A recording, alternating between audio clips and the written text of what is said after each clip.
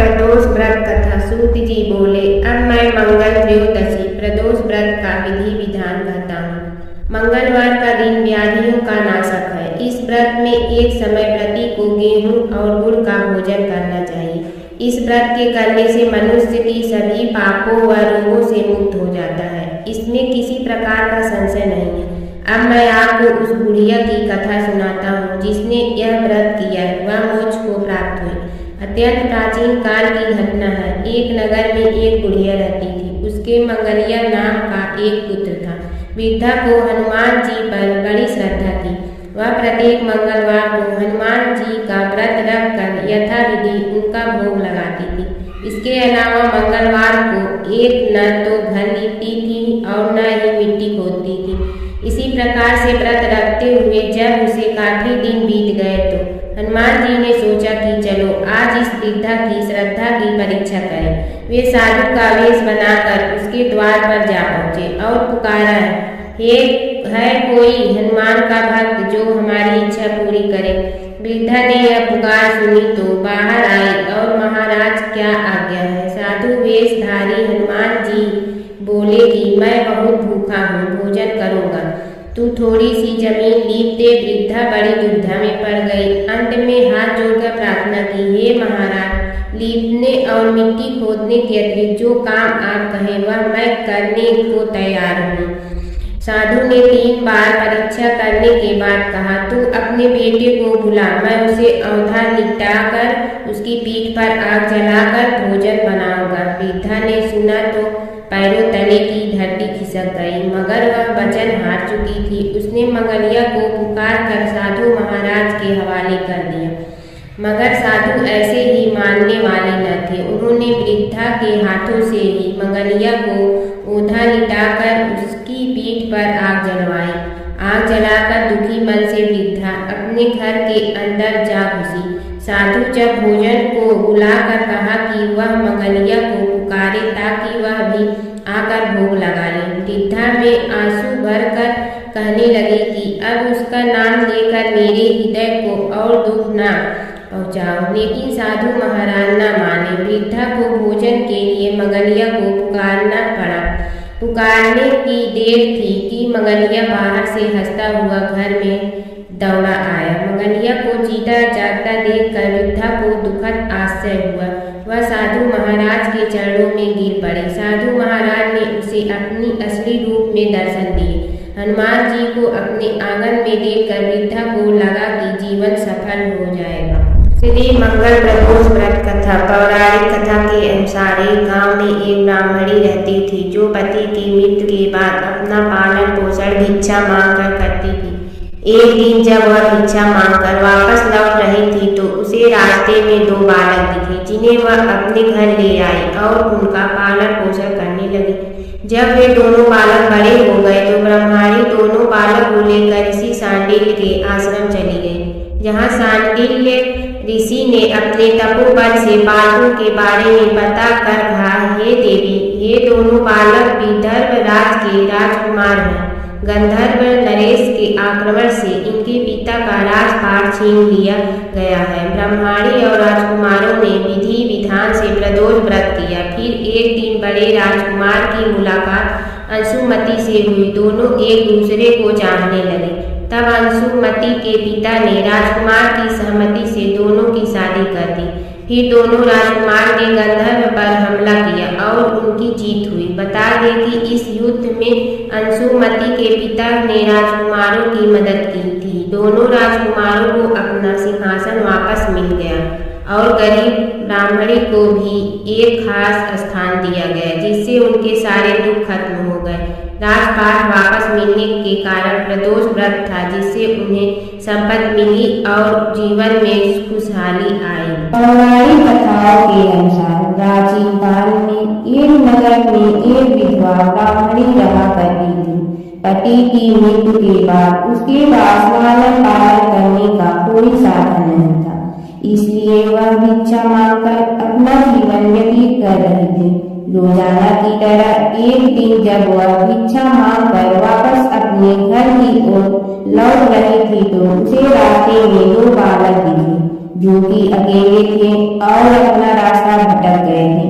ब्रह्माणी दोनों बालकों को अपने साथ घर ले आए और पालन पोषण करने लगी। जब वे दोनों बालक बड़े हो गए तो ब्रह्माणी उन्हें लेकर ऋषि सांडिल्य के आश्रम गए।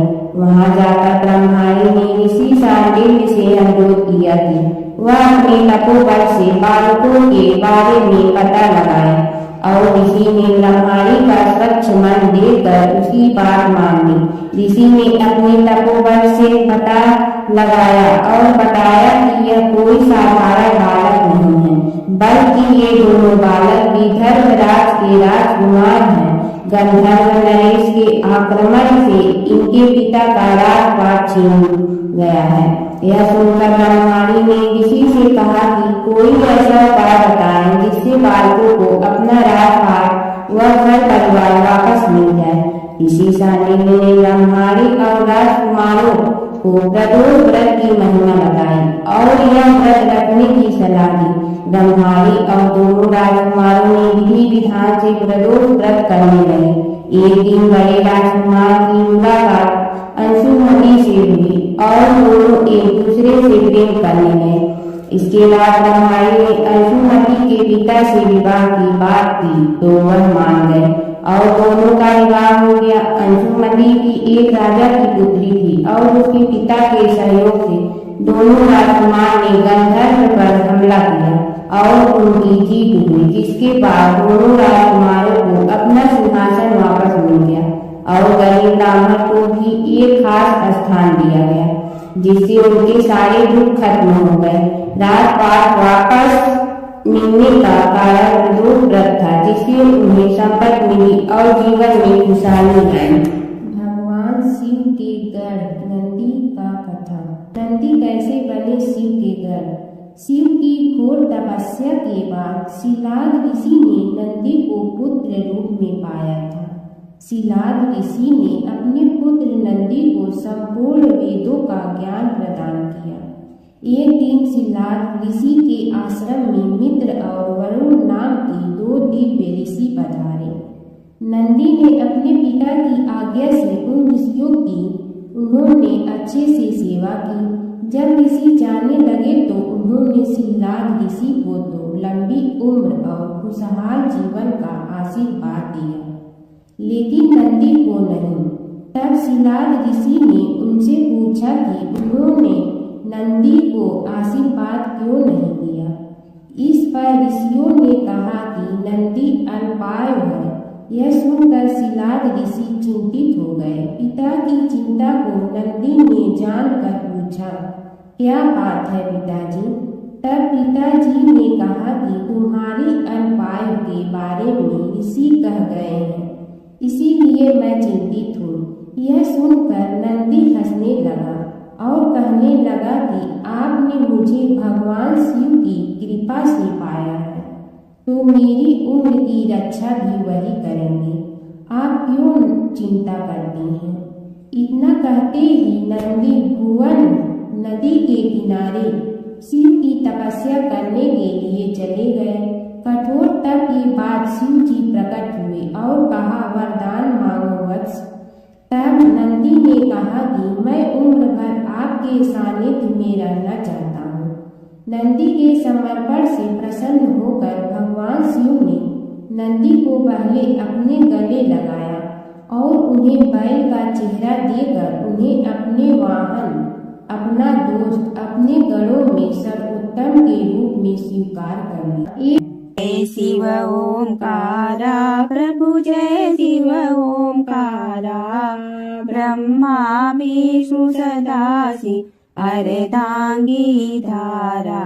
जय शिव ओंकारा एकानन चतुरानन पंचानन राजे, हंसासन गरुड़ासन वृषवाहन साजे।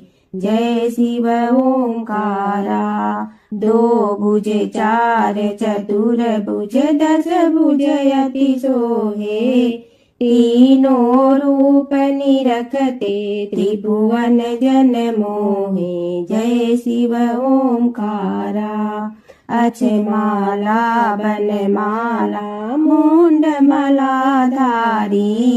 चंदन मृग मद सोहे भोले शुभकारी जय शिव ओंकारा श्वेतांबर पीतांबर बागंबर अंगे ब्रह्मादिक सनकादिक प्रेतादिक संगे जय शिव ओंकारा करके मध्य कमंडलु और त्रिशूलधारी सुखकारी दुखहारी जग पालनकारी जय शिव ओंकारा ब्रह्मा विष्णु सदा शिव जानत अविवेका रणवाचर में शोभित ए तीनों एका जय शिव ओंकारा त्रिगुण स्वामी जी की आरती जो कोई नर गावे कहत